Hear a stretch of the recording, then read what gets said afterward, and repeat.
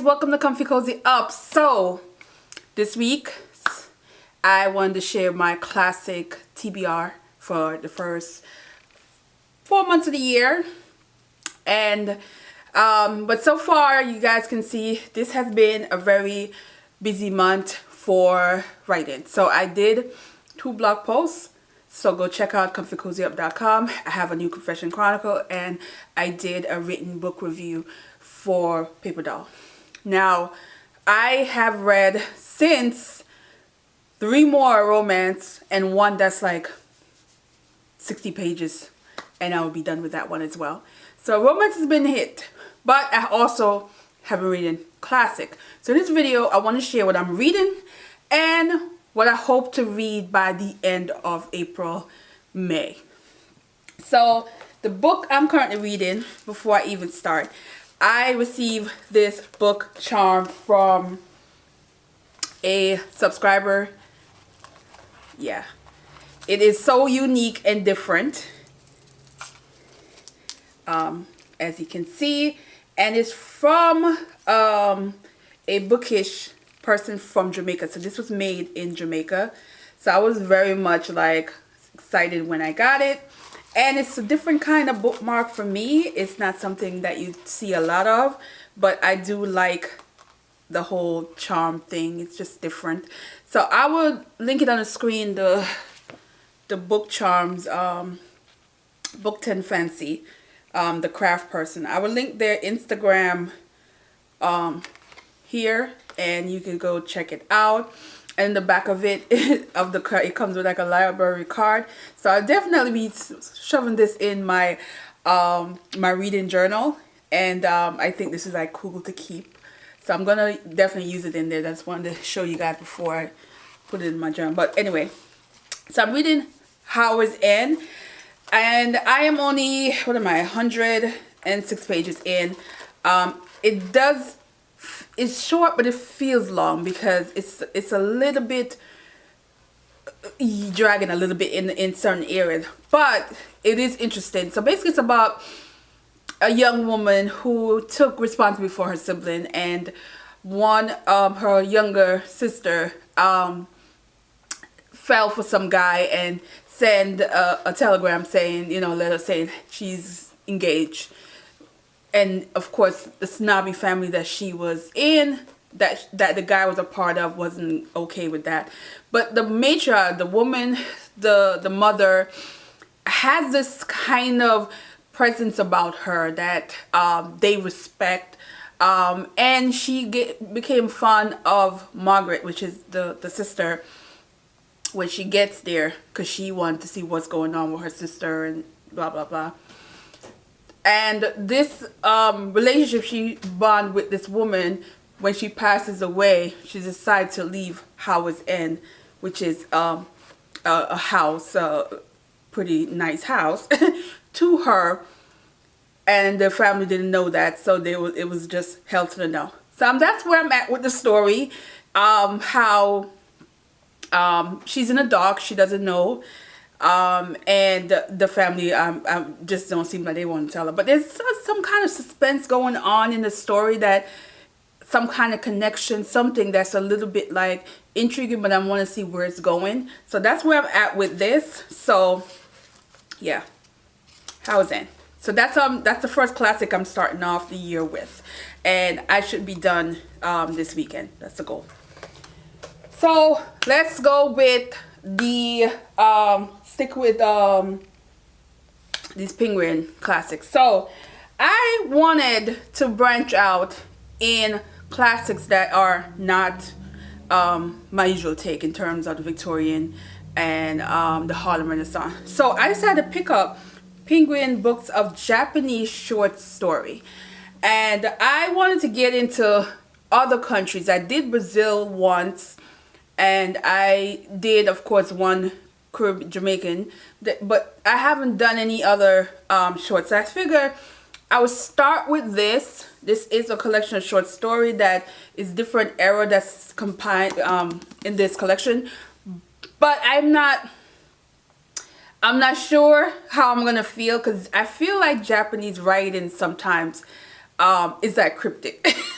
Like, you have to like really get into it to understand the story, and it's just a bit different. But I'm hoping this gives me a nice take into Japanese classics that I will want to continue after reading this.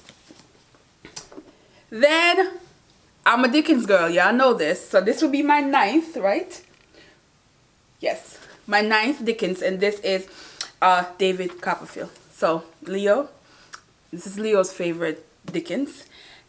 So I'm ready for this. And this one, I don't know much, but it says David Copperfield is a story about a young man's adventure on his journey from an unhappy and impoverished childhood to the discovery of his vocation as a successful novelist. I'm ready. I'm ready. So this is not going to be till probably April. Either end of March, April. This is going to be, because this is a chunky one. I mean, well, all Dickens is chunky. But this is about close to 900 pages. So, and I feel like I'm going to really like this for some reason. I just feel like I'm going to like it. I also started Banana Bottom. I'm not that far in. But I put this on my TBR last year and I didn't get to it. It will be read, because so far, just a few pages I got in here, I'm like, what? Yeah, it is about a young girl who was basically left the island with some missionary, and she came back a little bit more refined and into music, but something happened prior to that, and it caused something to happen to an individual. Y'all, I was like, okay, oh yeah, this is getting read. Again, I just don't like how the print came out, but now that I got new glasses, y'all, I could see very well with this print. This print actually not so bad now. So yeah, I don't know if it's gonna show up, but the print is just a no-no. I hate when books do this kind of print, but yeah, the new glasses is doing it. The Chatterberry Tree, and this is from, Jessie Redmond Fawcett. This is the queen of Harlem Renaissance books. She is the one that put a lot of our favorite Harlem Renaissance authors on the map, helped their career, that deal. So I read last year, There's Confusion, absolutely loved it. So this one, let me just read the correct sentence. Adultery, incest, and question of racial identity simmer beneath the tranquil surface of suburban life in this novel, set in a small New Jersey town of the early 1900s. This looks like it's gonna be, yeah. And this is another one where the font is a no-no. I hate these kind of font. And these kind of font make you not even go through a book that fast, because you're just like, but these books, because they're not a lot of them in print, when you do get them, it's just kind of the font is just not great. And not only that, a lot of them haven't been re-edited in many decades, so you're still getting I guess what you said, most closest to the first edition you can get. Yeah, I don't know why they're doing this with these fonts. The poet of all poets, Langston Hughes. So this is his short story collection. I've had this since last year and I never got to it. This is normal. Thank God, thank God, thank God this is normal. And I don't know much about this one, but I know I read Not Without Laughter, and I love that. I read that back in 2020. So this, and I've been reading his poetry collection. You know that book is chunky. I'm taking my time because I just love his poetry. But I wanted to read this year. So this is going to be one of those, because it's a short story collection. I can just stretch this out, read a short story here and there until I've completely finished it. But who knows, if I'm sucked in, I might, you know how sometimes a book you have a one plan for it and then you get sucked in. But I love his writing style. And again, I love poets that can write novels or write short stories, because their writing style was just everything. So I am here for it.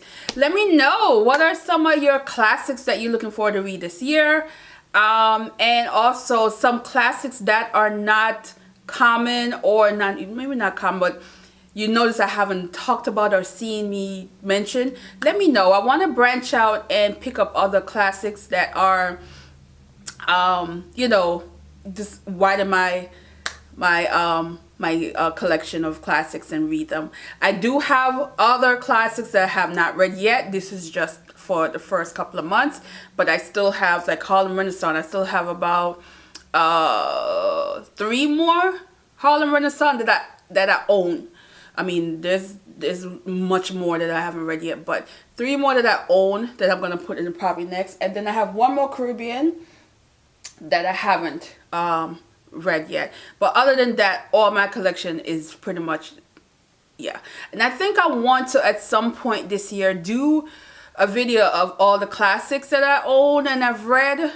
I've not done that, and I have a really